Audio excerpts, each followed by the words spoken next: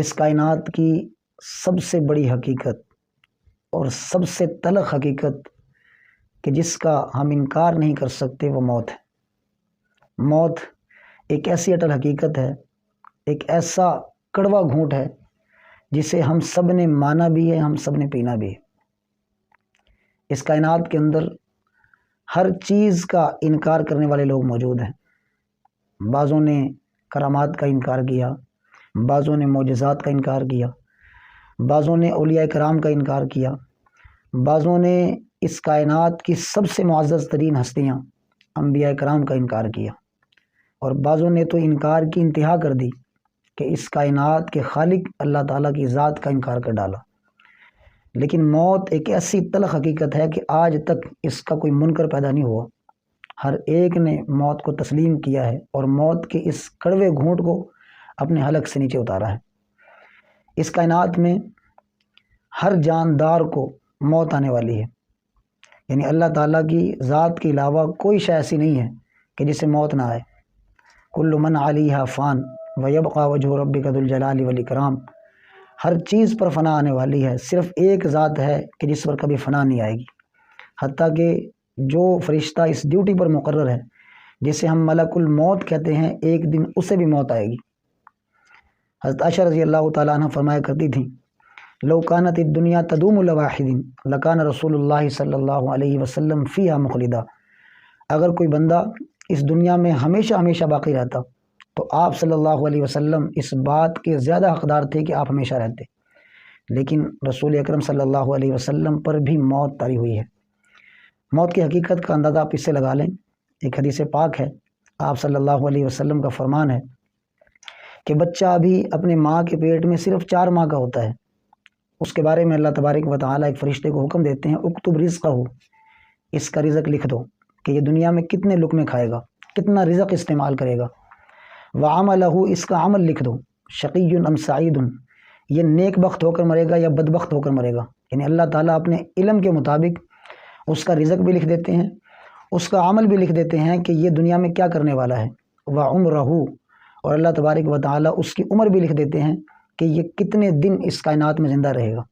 آپ اندازہ لگائیں اس موت کی حقیقت کا کہ ابھی بچہ ماں کے پیٹ کے اندر ہے کہ اللہ تبارک و تعالیٰ نے اس کی زندگی کے ایام لکھ دیے ہیں۔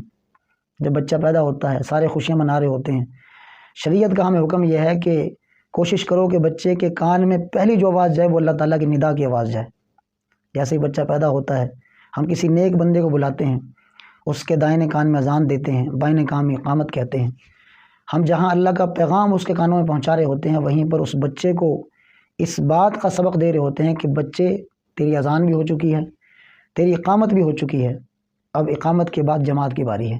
یعنی ہم اس کو یہ سبق دے رہے ہوتے ہیں کہ اب تیرے پاس صرف اتنا وقت رہ گیا جتنا کہ اقامت اور جماعت میں ہوتا ہے۔ آپ سب جانتے ہیں کہ اقامت اور جماعت میں کتنا کو فاصلہ ہوتا ہے، چند ایک لمحات ہوتے ہیں۔ یعنی اس بچے کو سبق دیا جا رہا ہے کہ اب تیرے پاس زندگی کے چند ایک لمحات ہیں، تو کوشش کرے انسان ان لمحات کو اللہ تعالیٰ کی مرضی کے مطابق گزارے۔ تو موت ایک ایسے انسان کے ارد گرد اپنے گھیرے کو تنگ کر رہی ہے۔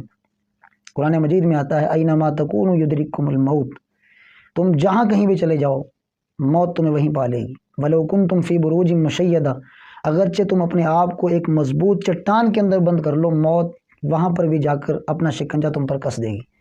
تو موت سے ہم بھاگ نہیں سکتے، موت نے ایک دن ہم سب کو پانا ہے اور موت ہم سب پر طاری ہوگی۔ حضرت موسیٰ علیہ السلام کی روح قبض کرنے کے لیے ملک الموت آتا ہے انسانی شکل میں۔ جیسے ہی آتا ہے تو موسیٰ علیہ السلام اس کو تھپڑ رسید کرتے ہیں، بخاری شریف کی روایت ہے۔ اس ملک الموت کی آنکھ باہر آ جاتی ہے، اللہ تعالیٰ کے پاس واپس جاتا ہے کہ اللہ تعالیٰ تو نے مجھے ایسے بندے کے پاس بھیجا جو مرنا ہی نہیں چاہتا۔ تو اللہ تبارک و تعالیٰ اس فرشتے سے کہتے ہیں کہ میرے کلیم سے یہ بات جا کر کہہ دو کہ وہ بیل کی پیٹھ پر ہاتھ رکھے، اس ہاتھ کے نیچے جتنے بال آتے ہیں ہم اتنے سال کی اس کو مزید زندگی عطا کرتے ہیں۔ جا کر پیغام دیا تو حضرت موسیٰ علیہ السلام نے کہا اس کے بعد کیا ہوگا، یعنی اتنی زندگی تو مجھے مل گئی لیکن اس کے بعد کیا ہوگا؟ تو ملک الموت نے کہا اس کے بعد بھی موت ہے۔ حضرت موسیٰ علیہ السلام نے کہا کہ تب کیا، ابھی پھر موت، ابھی میری روح قبض کر لو۔ تو آخر انسان کو موت آ کر رہنی ہے۔ ایک صحابی دوسرے صحابی کے پاس کھڑے ہوئے تھے راستے میں دیکھا کہ ایک جنازہ جا رہا ہے، تو یہ صحابی دوسرے صحابی سے کہنے لگے کہ یہ تیرا جنازہ جا رہا ہے۔ اس صحابی کو بڑا غصہ آیا اور غصے میں آ کر کہا تیرا جنازہ ہوگا، میرا جنازہ کیوں ہے؟ تو صحابی نے کہا کہ چلو ٹھیک ہے میرا جنازہ ہے، لیکن جانے والا جا چکا، اب اس کے بعد تیری باری ہے، یہ میری باری ہے۔ تو آخر کہنے کا مقصد یہ ہے کہ آخر انسان کے لیے موت ہے۔ انسان کی قبر نہ جانے دن میں کتنی مرتبہ انسان کو یاد کرتی ہے، انسان کو یاد کر کر کے کہتی ہے میں تنہائی کا گھر ہوں، میں کیڑے مکوڑوں کا گھر ہوں۔ لیکن موت جتنا یقینی امر ہے اتنا ہی ہم اس موت کے حوالے سے غفلت میں ہیں۔ حضرت عمر رضی اللہ تعالیٰ عنہ فرمایا کرتے تھے کفا بالمرء واعظا الموت، میرے لیے اس کائنات کی سب سے بڑی نصیحت موت ہے۔ یعنی کہنے کا مقصد یہ تھا کہ جو بندہ موت سے بھی نصیحت حاصل نہیں کرتا وہ پھر کسی اور چیز سے نصیحت حاصل نہیں کر سکتا۔ روزانہ اپنے کندھوں پر اپنے ساتھ رہنے والوں کو اٹھا کر لے جاتے ہیں، منو مٹی تلے دبا کے آتے ہیں، لیکن پھر بھی نصیحت حاصل نہیں کرتے۔ رسول اکرم صلی اللہ علیہ وسلم کا فرمان ہے کہ تم دنیا میں ایسے رہو جیسا کہ ایک مسافر رہتا ہے، ایک اجنبی رہتا ہے، کن فی الدنیا کا انک غریب او عابر السبیل، اس طرح زندگی گزارو، تمہاری جو منزل ہے، تمہاری قیام گاہ ہے، وہ آگے ہے۔ حضرت ابراہیم بن ادم یہ شاہ بلخ تھے، بلخ کے بادشاہ تھے۔